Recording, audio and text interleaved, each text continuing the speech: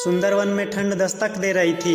सभी जानवर आने वाले कठिन मौसम के लिए तैयारी करने में लगे हुए थे। सुगरी चिड़िया भी उनमें से एक थी। हर साल की तरह उसने अपने लिए एक शानदार घोंसला तैयार किया था और अचानक होने वाली बारिश और ठंड से बचने के लिए उसे चारों तरफ से घास फूस से ढक दिया था। सब कुछ ठीक चल रहा था कि एक दिन अचानक ही बिजली कड़कने लगी और देखते ही देखते घनघोर वर्षा होने लगी। बेमौसम आई बारिश से ठंड भी बढ़ गई और सभी जानवर अपने अपने घरों की तरफ भागने लगे। सुगरी भी तेजी दिखाते हुए अपने घोंसलों में वापस आ गई और आराम करने लगी। उसे आए अभी कुछ ही वक्त बीता था कि एक बंदर खुद को बचाने के लिए पेड़ के नीचे आ पहुंचा।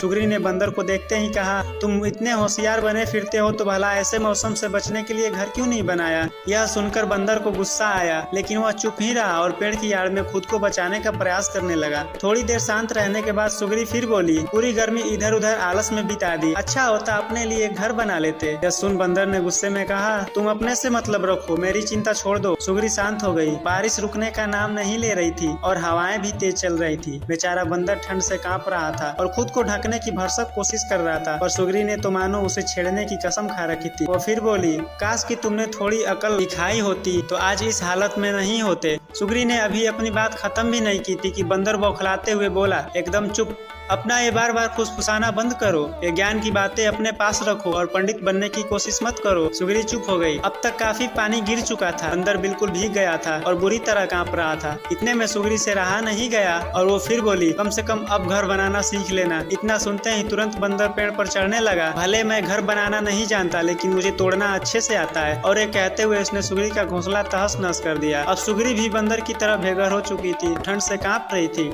ऐसा बहुत बार होता है कि लोग मुसीबत में पड़े व्यक्ति की मदद करने की बजाय उसे दुनिया भर की नसीहतें देने लगते हैं। वयस्क होने के नाते हर कोई अपनी स्थिति के लिए खुद जिम्मेदार है। हम एक शुभचिंतक के रूप में उसे एक बार सलाह तो दे सकते हैं, पर उसकी किसी कमी के लिए बार बार कोसना हमें सुगरी चिड़िया की हालत में पहुंचा सकता है। इसलिए किसी मुश्किल में पड़े व्यक्ति की मदद कर सकते हैं तो करिए, पर उसे बेकार के उपदेश मत दीजिए।